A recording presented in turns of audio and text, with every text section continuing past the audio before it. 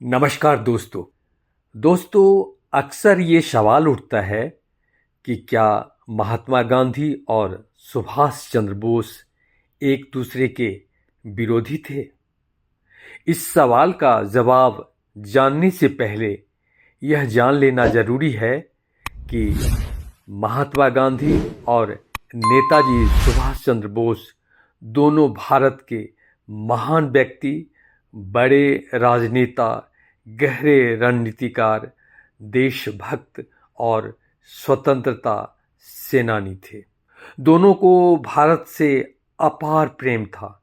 दोनों को अंग्रेजों की गुलामी खटकती थी, घोर अपमानजनक लगती थी। दोनों देश के शोषण, दोहन, दुर्दशा, बर्बादी और तंगहाली को देखकर बेहद परेशान रहते थे।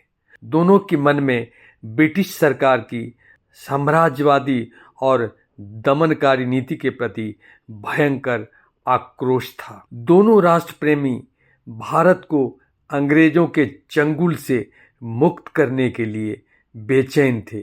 दोनों पूरी ताकत और शिद्दत से स्वतंत्रता के लिए संग्राम करते रहे, लेकिन दोनों के आइडियोलॉजी, आंदोलन के तरीके और रास्ते अलग अलग थे, जबकि दोनों का लक्ष्य एक ही था, अंग्रेजों को भारत से भगाना और आज़ादी हासिल करना।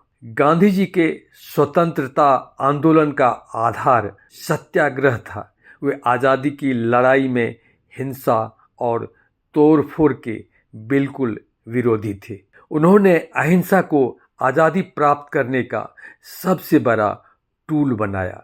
जब 1920 में गांधी जी के द्वारा असहयोग आंदोलन चलाया गया तो उसमें चौड़ी चौड़ा में हिंसक घटना हो गई थी।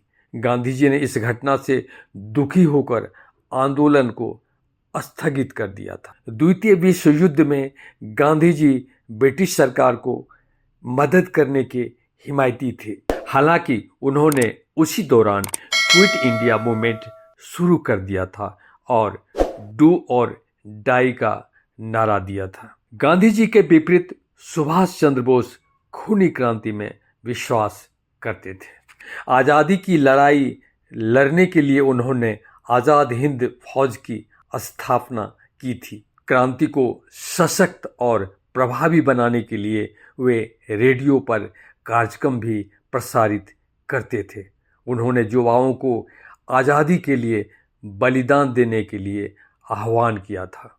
वे कहते थे कि तुम मुझे खून दो, मैं तुम्हें आज़ादी दूंगा। ब्रिटिश सरकार सुभाष चंद्र बोस से काफ़ी डरती थी।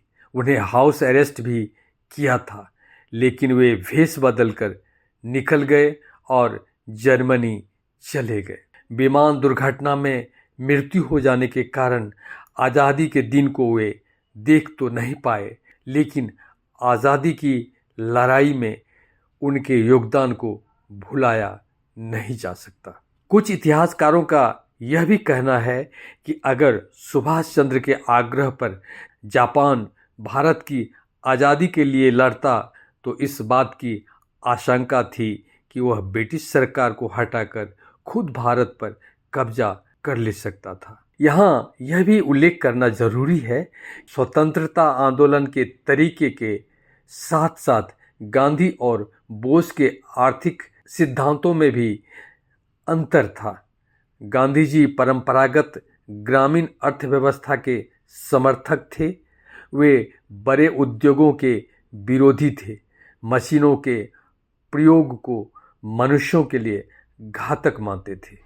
उनका विचार था कि औद्योगिकरण से धन थोड़े व्यक्तियों के हाथों में केंद्रित हो जाता है, जो साम्राज्यवाद और उपनिवेशवाद को जन्म देता है।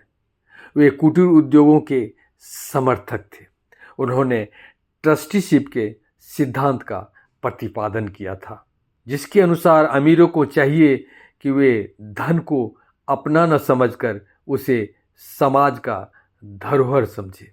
वे वर्ग सहयोग में विश्वास करते थे, जबकि सुभाष चंद्र बोस शहरीकरण और अर्थव्यवस्था में टेक्नोलॉजी के प्रयोग पर जोर देते थे। गांधी जी सुधारवादी थे। सुभाष चंद्र कुछ मामले में क्रांतिकारी थे। गांधी जी वर्गीय व्यवस्था, वर्ण व्यवस्था और पूंजीवादी व्यवस्था के विरोधी नहीं थे, लेकिन सुभाष चंद्र बोस में क्रांति की आग थी। दोस्तों, इस तरह घोर वैचारिक और सैद्धांतिक मतभेदों के बावजूद गांधी और बोस एक दूसरे को बहुत आदर करते थे। सुभाष चंद्र ने एक रेडियो प्रसारण में गांधी जी को राष्ट्रपिता कहा था। गांधी जी सुभाष को पक्के राष्ट्रवादी कहते थे। इसमें जरा भी शक नहीं कि गांधी और सुभाष दोनों स्वतंत्रता संग्राम के निडर और साहसी अग्रदूत थे। स्वतंत्र और सुंदर भारत के सपने दोनों की आंखों में पल रहे थे। Thank you.